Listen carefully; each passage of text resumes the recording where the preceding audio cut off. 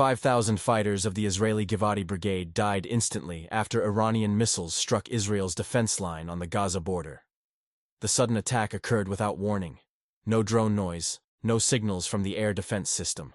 The sky trembled for a moment. Then the earth shook, and explosions tore through the silence, as if a small apocalypse had descended on the southern outskirts of the country. The Givati troops, known as the vanguard of Israel's ground forces, were fully deployed in the border zone. They were on high alert to maintain stability in the Gaza sector, but became victims of a wave of high-precision missiles that seemed to know exactly where their lives were gathered. Debris from barracks, body remains, and fragments of armored vehicles were scattered in all directions. Some witnesses from the Israeli side called it an instantaneous annihilation of ground forces on an unprecedented scale. Many didn't even have time to press the communication button, duck, or report. Only explosions, only silence, only death. The strike reportedly hit more than 8 key targets, including observation towers, supply depots, a command post, and open patrol routes. The Iron Dome defense system failed, as if asleep at the most critical moment. Its radars couldn't react or were too overwhelmed to handle the flood of missiles pouring in from the east like streams of water. In less than 5 minutes, the organizational structure of the Givati troops in the south was completely destroyed.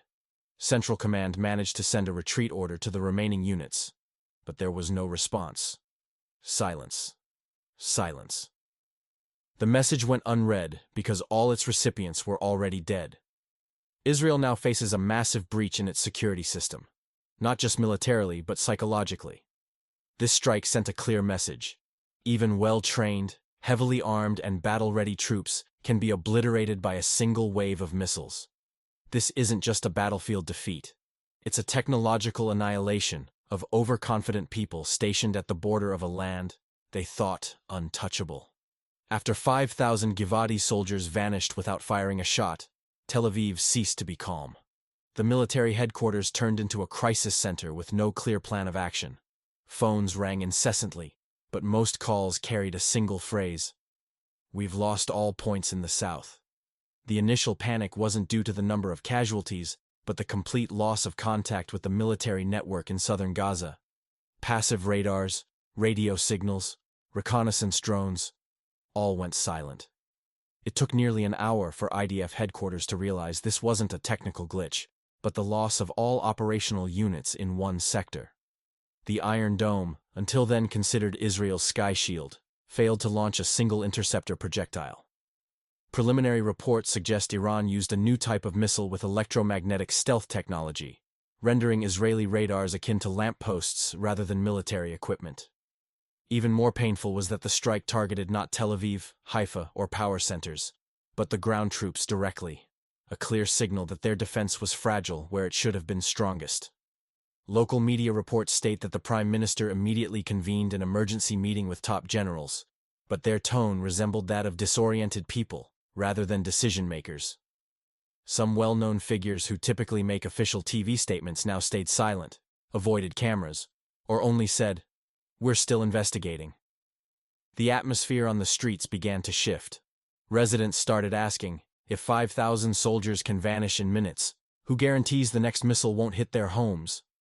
Metro stations began to fill. People carried suitcases, large bags, even pets.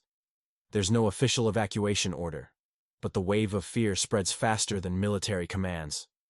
Meanwhile, on the large screens at military headquarters, digital maps of the southern region still flash red, not because the enemy is advancing, but because no signs of life come from there. That day, Israel lost not just 5,000 lives, it lost its footing, its trust, and for the first time, complete control over a territory in a single attack. Tel Aviv now faces a dilemma: respond or await the next strike. The attack that claimed 5,000 Givati soldiers' lives opened a strategic wound that patriotic speeches won't cover. The people demand action, but the military has lost its foundation. The government faces internal pressure, while its enemies wait for Israel's next move to press the next button. The Israeli military cabinet held a closed meeting lasting 7 hours, but yielded no concrete results. Media cameras captured only pale faces of senior generals and the echo of footsteps in empty corridors. No statements, no official comments. Just silence. Like a grave. Meanwhile, local media began reporting leaks about the coordinates of Givati troops before the attack. The suggestion that Israel's communication system was hacked by foreign intelligence dealt another blow to the military's credibility. Some opposition leaders called for a full military response to Iran, but voices from the Air Force headquarters were quieter than usual. Rumors suggest they're not ready. Some key fighters are still under repair, and the radar system is now deemed unusable without recalibration. To strike now is a second suicide, said one defense analyst. The military faces a dilemma. Failing to respond makes them look weak, but responding unprepared risks another defeat before the world's eyes. Some voices within the military leadership even suggested a strange move. Withdraw troops from the Gaza border and focus on defending major cities. This is a step unheard of in modern Israeli history. We're not retreating. We're consolidating forces, a military spokesperson claimed. But everyone knows it's a euphemism for fear. Anger is growing among the population. Hundreds of families of fallen soldiers protested outside the parliament, demanding answers about how elite troops could be used as a human shield on the front line without adequate air defense. "We don't send our children to a collective grave," shouted one mother, holding a photo of her young son. Today, Israel isn't preparing for an attack. It's busy picking up the pieces. Fractured internally, trembling externally, the world waits to see if this country, often called invincible, will fall into the pit it dug itself. Amid the generals' hushed talks and politicians' mutual accusations, whispers in the Israeli army grow. Isn't it time we take power into our own hands? The defeat and silence suffered by the Givati troops broke the chain of command. Some senior IDF officials began questioning the legitimacy of civilian leadership, which they believe is more concerned with political games than saving soldiers' lives. This isn't an armed coup, it's a quiet one. Small, but systematic steps have begun. Access to intelligence data for politicians has been restricted. Strategic decisions are now made by an internal military council, and field reports are shared only within a tight circle. The country is in a military emergency, not a political one, said a senior officer who wished to remain anonymous. These words sound like an official statement yet to be made. Meanwhile, reports emerged of a secret operation against Iran, launched quietly, not through open-air corridors, but via cyberspace, microdrones, and special units. However, no tangible results have surfaced, and the public can't rely on the word secret forever. Some foreign media report that Israel deployed its elite Sayeret Matkal unit to infiltrate target areas outside Iran, such as Syria and Iraq, considered proxy routes for missiles. But these efforts are deemed too small to match the loss of 5,000 lives. It's like responding to a tsunami with a bucket of water, wrote one international commentator. Surprisingly, some senior Israeli diplomats have begun quietly reaching out to Gulf countries, including longtime adversaries, to find a diplomatic way out of the crisis.